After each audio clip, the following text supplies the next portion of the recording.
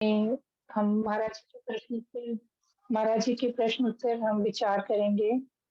विरह और वैराग के ऊपर जो महाराज जी के प्रश्न उत्तर हैं, हम वो समझने की कोशिश करेंगे। वैराग्य क्या चीज है? महाराज जी हमें वैराग के बारे में क्या समझाते हैं? अगर हम शाब्दिक अर्थ देखें तो वैराग का अर्थ है राग से विलग होना, कि राग रहित होना, आसक्ति रहित होना ही सही मायने में वैराग्य है। और भी थोड़ी सिंपल में इसको समझे तो वैराग का अर्थ ये समझ सकते हैं कि इंद्रिय तृप्त के लिए, जब इंद्रिय तृप्त के लिए अवसर होता है, मैं स्वैच्छिक रूप से अपने को संयम में रखकर इससे दूर हट जाता हूँ, अपने को रोक लेता हूँ, तो मैं समझूं कि मैं वैरागी बन गया हूँ। वैराग का अर्थ इस तरह से हम समझ सकते हैं। और भी और भी आसानी से अगर हम वैराग को समझे तो ये समझे कि जब हमारी बुद्धि ये स्वीकार कर ले कि ये संसार नाशवान है और हम ये जीव हर वक्त अविनाशी के बारे में ही सोचता है, तब भी जीव वैरागी हो जाता है। महाराज जी वैराग का स्वरूप क्या बतला रहे हैं? महाराज जी से प्रेमी ने प्रश्न किया, वैराग का क्या स्वरूप है?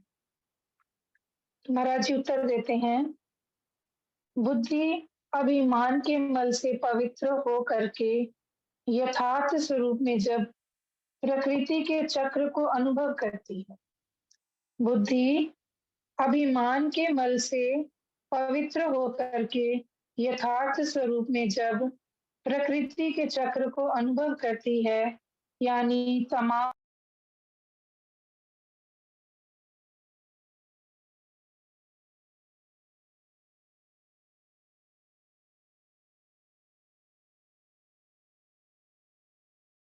ओम ब्रह्म सत्यम सर्वदा। किरण जी आपका म्यूट हो गया।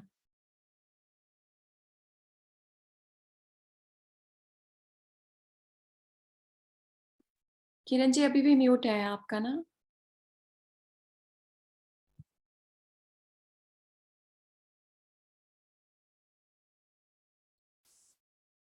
ओम ब्रह्म सत्यम सर्वधार। किरण जी आप म्यूटेड हो।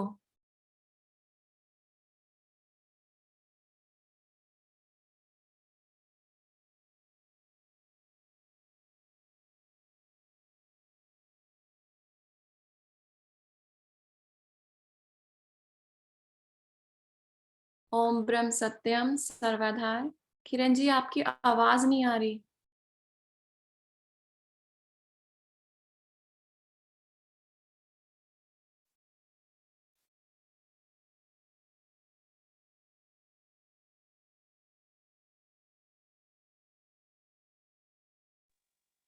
ओम ब्रह्म सत्यम सर्वाधार। महाराज जी हमें वैराग्य के बारे में समझा रहे हैं कि हमें हमारा जो है मन, हमारी जो बुद्धि है ये मान ले कि ये संसार झूठ है और ये संसार दुख रूप है। वाणी में भी आता है, राजा दुखिया राणा दुखिया, दुखिया सब संसार, मंगत सुखिया सोभया जिस शोभा पाई करता। गीता में भी श्री कृष्ण भगवान कहते हैं कि आसक्ति एवं फल की इच्छा का त्याग करना ही वैराग्य है।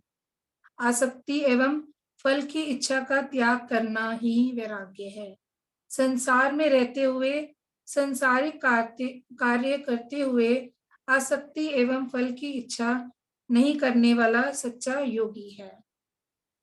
ये हमें कृष्ण भगवान भी यही बात समझा रहे हैं और महाराज जी भी यही समझा रहे हैं। महाराज जी से प्रेमी ने प्रश्न किया, महाराज जी विरह किसे कहते हैं? महाराज जी हमें समझा रहे हैं, प्रेमी विरह की हालत वैराग्य प्राप्त होने के बाद आती है। पहले हमारे अंदर वैराग्य आएगा। बिना वैराग्य के हम प्रभु की भक्ति भी नहीं कर सकते। जब तक वैराग्य नहीं होगा तो हम कैसे ईश्वर की भक्ति कर सकते हैं? हमारे अंदर, हमने जब संसार को ही सच समझ रखा है, वैराग का मतलब ही संसार को झूठ समझना है। जब हम संसार को झूठ समझेंगे तब हमारे अंदर वैराग आएगा। और महाराज जी यहाँ कह रहे हैं, प्रेमी विरह की हालत वैराग्य प्राप्त होने के बाद आती है। जब संसार से वैराग्य होता है तब उस प्रभु को प्राप्त करने के वास्ते तड़प पैदा होती है। संसार से वैराग्य होता है तब उस प्रभु को प्राप्त करने के वास्ते तड़प पैदा होती है। इसी को विरह कहते हैं। जैसे कि गौतम बुद्ध को वैराग हो गया था, उन्होंने एक बूढ़े व्यक्ति को देखा, एक रोगी को देखा, एक मृतक को देखा। देखिए, एक एक बार ही देखने से वैराग हो गया। और हम अपने लिए हम अपना आंकलन करें, हमने कितने बुजुर्गों को देख लिया, रोज ही वाणी में भी पढ़ते हैं, बालापन को जो बन खाए, गई जरा जो बन को खा, काल जरा को खा गया, मंगत जीव पछता। क्या ये जीव वाकई पछता रहा है कि अपने आप को देख रहा है और समझ रहा है? ये तो और भी सवार रहा है, अपने आप को बूढ़ा ही नहीं होने देता। कोई बूढ़ा ही नहीं होना चाहता है, कोई मरना ही नहीं चाह रहा है, जबकि बूढ़ा होना भी आवश्यक है, होना ही होना है, इसको कोई बदल नहीं सकता। और गौतम बुद्ध को किस तरह से वैराग हो गया, एक एक बार ही देखा तो वैराग हो गया। और उनके अंदर किस प्रकार विरह पैदा हो गई प्रभु को प्राप्त करने की। और वो घर तभी लौटे जब उन्होंने प्रभु को पा लिया।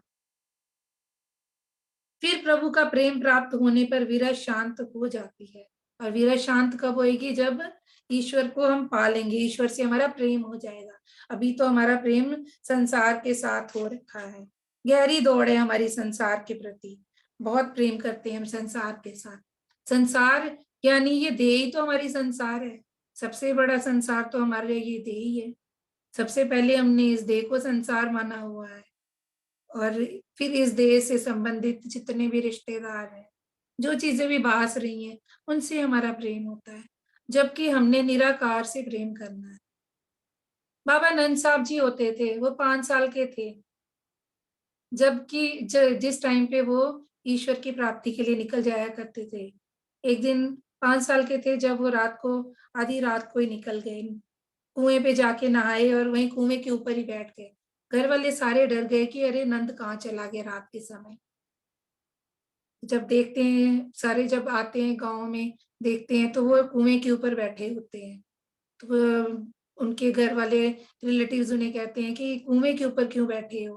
कहते हैं अगर मान लो बैठे बैठे नींद आ जाए तो सीधा कुएं में गिर जाऊं, इसलिए बैठा हूँ। अगर मैं प्रभु के साथ नहीं जुड़ रहा हूँ, अगर मेरा सिमरन नहीं हो रहा है, तो इससे अच्छा तो मैं कुएं में गिर के मर जाऊं तो अच्छी बात है।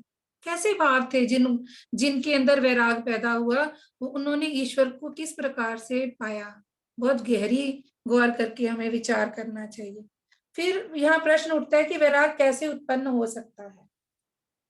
महाराज जी से प्रेमियों ने फिर से प्रश्न किया, महाराज जी वैराग्य कैसे उत्पन्न हो सकता है? ये प्रश्न हमारा भी है, हम भी चाहते हैं, जब हम सत्संग सुनते हैं, जब हम सतमार्ग के राही बनते हैं, तो हमारे मन में भी ऐसे प्रश्न तो उठते ही हैं कि हमें भी वैराग होना चाहिए। सिमरन करते हैं तो प्रभु के दर्शन भी होने चाहिए। कहीं ना कहीं जो सतमार्ग का राही होता है उसके मन में ये भाव तो आता ही आता है। जबकि महाराज जी कहते हैं ये बहुत जल्दी का मार्ग नहीं है। शाह महाराज जी कहते हैं, भगत जी को एक बार कहते हैं, शाह सर्फ ना पाओ तावला, एक चोट ना थिची जाए चावला। एक चोट से चावल नहीं निकलता, बहुत सारी चोटें मारनी पड़ती हैं। तो ऐसे ही हमारे इस मन के ऊपर भी बहुत सारी चोटें मारनी पड़ेंगी, तब जाके हमारे अंदर भी वैराग्य होगा। महाराज जी क्या कहते हैं, वैराग कैसे उत्पन्न हो सकता है? महाराज जी कहते हैं अपने शारीरिक सुखों को दूसरों की सेवा में भेंट करना। अपने सुखों को दूसरों की सेवा में भेंट करना। विचार करें, क्या ये बहुत आसान काम है, अपने सुख दूसरों को दे देना? हर कोई चाहता है हमें सुख मिले। तो महाराज जी पर कह रहे हैं, यदि तू वैराग्य उत्पन्न करना चाहता है अपने मन में, तू चाहता है कि मुझे वैराग हो जाए, तो तू ऐसा कर, अपने सुखों को दूसरों की सेवा में भेंट कर, दूसरों को देना शुरू कर दे। जो चीजें तुझे अपने लिए अच्छी लगती है वो तू दूसरों को दे दे। तेरा मिठाई खाने का मन होता है तो तू दूसरों को तकसीम कर दे। तेरा कपड़े लेने का मन होता है तो तू दूसरों को देना शुरू कर दे। धीरे धीरे धीरे धीरे तेरी आसक्ति इन चीजों के प्रति कम होती जाएगी, फिर तू सादगी को अपना पाएगा। महाराज जी कहते हैं अपने शारीरिक सुखों को दूसरों की सेवा में भेंट करना और मन में निर्माण भाव रखना। अधिक तन मन धन से सेवा करके प्रभु इच्छा में निश्चित होना। जो प्रभु करे ठीक है, जो भी मेरे लिए प्रभु ने किया अच्छा हो जाए तो ठीक, तेरा पाना मीठा लागे, ये भाव मेरे अंदर आ जाए और मैं दूसरों की सेवा तन मन धन से सेवा करूं। यही एक निर्मल त्याग का मार्ग है। महाराज जी कहते हैं यही एक त्याग का मार्ग है जिससे तेरे अंदर वैराग्य उत्पन्न हो सकता है। ज्यों ज्यों गुणी पुरुष पवित्र भावना से इस उपकार के मार्ग में विचरता है, ज्यों ज्यों गुणी पुरुष जिनके अंदर ये भाव आने लगते हैं, जो ये काम करते हैं उनके लिए महाराज जी संज्ञा दे रहे हैं गुणी पुरुष। ज्यों ज्यों गुणी पुरुष पवित्र भावना से इस उपकार के मार्ग में विचरता है, त्यों त्यों अंतःकरण के दोष नाश हो जाते हैं। अंतःकरण, क्योंकि हमारा मन दोषी है ना, हमारे अंतःकरण में दोष है, तो वो अंतःकरण का दोष तब नाश होता है। तब सत्य स्वरूप में दृढ़ विश्वास प्राप्त होता है और संसारी पदार्थों से चित्त को वैराग्य हासिल हो जाता है। महाराज जी कह रहे हैं कि ज्यों ज्यों गुणी पुरुष पवित्र भावना से इस उपकार के मार्ग में विचरता है, जब जब हम तन मन धन से सेवा करेंगे, उपकार करना शुरू करेंगे, दूसरों के लिए सेवा करेंगे, तभी हमारा अंतःकरण पवित्र होगा। और उससे क्या होगा, जब अंतःकरण पवित्र होगा, अभी हमारे अंदर सत्य स्वरूप ईश्वर के स्वरूप के प्रति दृढ़ विश्वास नहीं हुआ है। जब ये काम करना शुरू करेंगे तब सत्य स्वरूप में दृढ़ विश्वास प्राप्त होता है। फिर ही हमारे अंदर दृढ़ विश्वास होगा कि ईश्वरीय स्वरूप क्या है। ईश्वर तो निराकार सत्ता है, वो घट घट व्यापक है, जो हम कहते हैं सर्वव्यापक है। सर्वव्यापक ईश्वर के ऊपर हमें विश्वास होगा, फिर हमें मंत्र ईश्वर भासने लगेगा, जो महाराज जी कहते हैं त्रयोदश अक्षर मंत्र, ये सर्व सिद्धि दातार, जो सिमरे नित्य प्रेम से मंगल पाए अपार। फिर क्या होगा, संसारी पदार्थों से चित्त का वैराग हासिल होता है, फिर हमारा मन संसार में नहीं लगेगा, याद ही नहीं आएगी।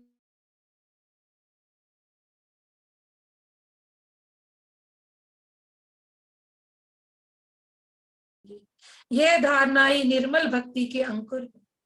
यह धारणा ही निर्मल भक्ति के अंकुर है, यानी शारीरिक सुखों को तुच्छ जानकर प्रभु आज्ञा में निश्चित होकर तमाम जीवों के सुख की खातिर अपने आप को जो निष्काम भाव से न्यौछावर करता है, वह ही परम गुणी आत्म आनंद का अधिकारी है। महाराज जी ने वैराग्य उत्पन्न करने का तरीका हमें बतला दिया। यदि हम अपने अंदर वैराग उत्पन्न करना चाहते हैं, वैरागी बनना चाहते हैं, यदि मैं वैरागी बनना चाहता हूँ तो मैं अपने सुख दूसरों को देना शुरू कर दूं।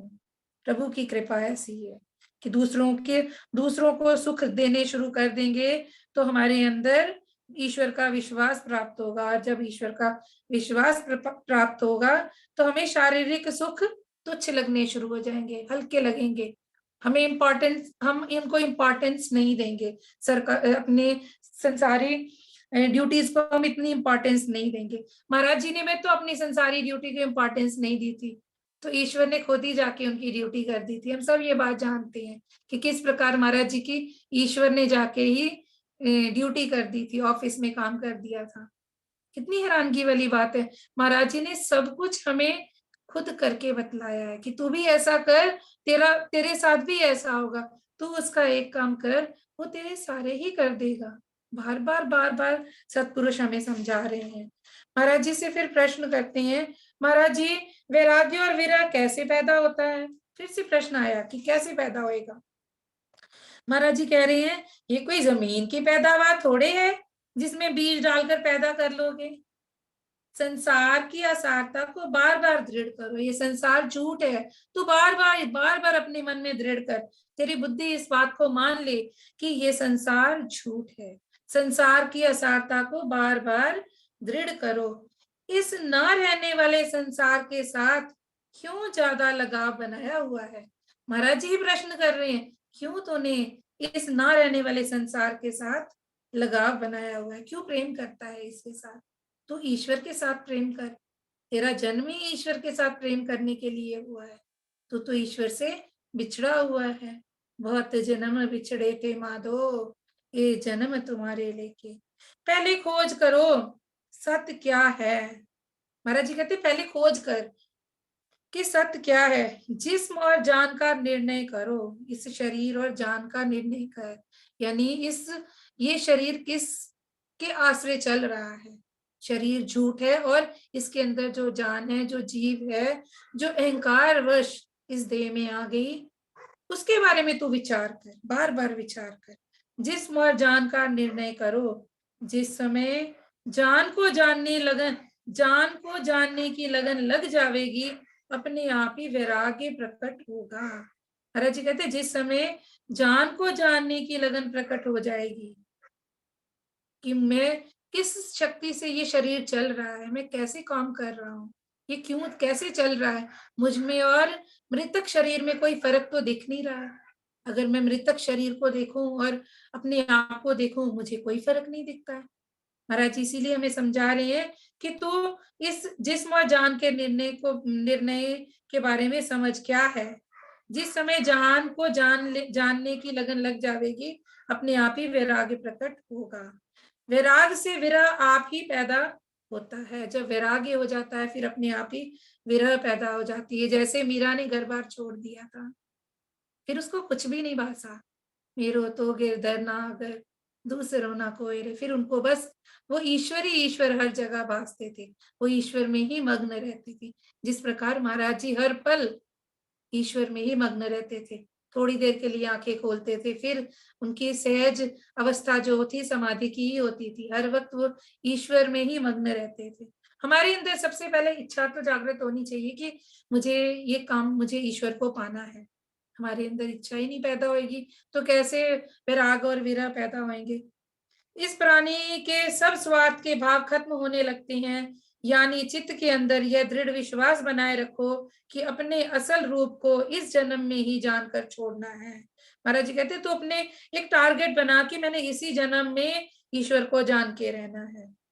ऐसी अवस्था प्राप्त करनी है जैसे शिव, सनकादिक, नारद, राम, कृष्ण, बुद्ध, नानक इत्यादि ने प्राप्त की। बड़ी महाराज जी कहते तो बड़ी सोच रख। जैसे हम अपने बच्चों को कहते हैं ना 100% मार्क्स आने चाहिए, तो महाराज जी भी हमसे ऐसी अपेक्षा कर रही हैं कि तू भी ऐसी इच्छा ऐसे अपने मन में दृढ़ निश्चय रख कि मैंने ऐसी अवस्था को प्राप्त करना ही है। आज नहीं तो कल मैं करके ही रहूंगा। बार बार सत्पुरुषों का तो विचार देख। महाराज जी कहते अपना इरादा बड़ा मजबूत रखें, अपना इरादा बड़ा मजबूत रखें, फिर किसी न किसी समय जरूर फतह पाओगे। फिर किसी न किसी समय जब इरादा मजबूत होता है तो फतेह अपने आप ही मिल जाती है। फिर नींद नहीं आती है, और नींद ना आने के लिए बंदा कुछ ना कुछ करता है। जैसे बाबा नंद साहब ने करा कि मैं कुएं के ऊपर बैठ जाता हूँ, कम से कम डर की वजह से मैं नींद तो नहीं आएगी ना, ईश्वर के साथ तो जुड़ा रहूंगा ना। कितनी तड़प उनके मन में ईश्वर के प्रति थी। एक बार महाराज जी ने भी, भगत जी सो गए थे सिमरन करते हुए, महाराज जी भगत जी सो गए थे, तो महाराज जी कहते हैं बनारसी तेरे को मौत क्यों नहीं आ गई? अगर सिमरन के समय तुझे नींद आती है, इससे अच्छा तो मौत आ जाए। देखिए कितनी बड़ी बात कह रहे। जितने भी सत्पुरुष आए हैं उन्होंने एक ही तरह की बातें फरमाई हैं हम सबके लिए। फिर महाराज जी कहते हैं फिर असली सतगुरु की मांग अंतर विखे होगी।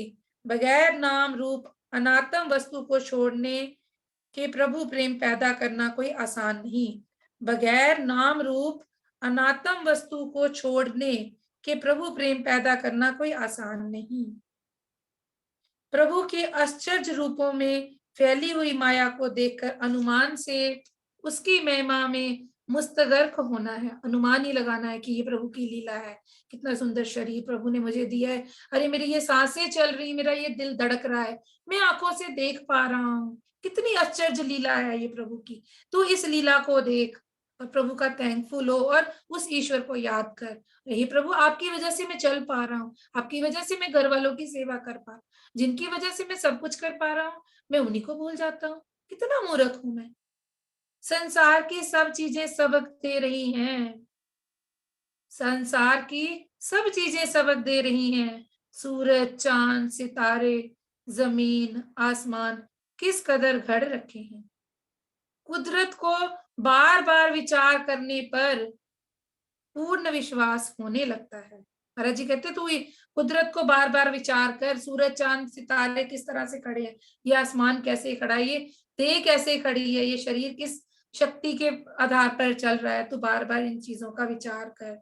सर्व आधार शक्ति को बुद्धि विवेक ज्ञान द्वारा जब जानने लगती है, उस परम तत्व की महिमा को अंतर्विखे जानकर खामोश हो जाती है।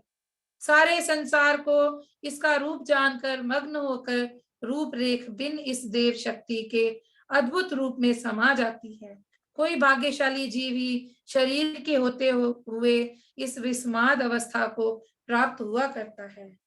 महाराज जी हमें समझा रहे, कोई ही विचारशील पुरुषों को ही इस तरह से पता लगता है। फिर महाराज जी से प्रश्न किया, महाराज जी विराग की स्थिति कैसे पक्की होती है? महाराज जी कहते, शरीर और संसार की सही हालत समझो। तो संसार और शरीर की सही हालत को समझ और नाम परायण हो जा। और जो गुरु वचनों को अपनी मानसिक खुराक बना ले। जो भी ईश्वर महाराज जी ने कही हुई है, जो तेरे गुरु ने बातें कही है, उनको तू अपनी खुराक बना, वो तू अपनी डाइट समझ, रोज वो डाइट लेनी है। और वो हमें सत्संग में आकर ही मिल सकती है। रोजाना सत्संग में आए तो हमारा कल्याण हो सकता है और वैराग की स्थिति उत्पन्न हो सकती है। ओम ब्रह्म सत्यम सर्वम।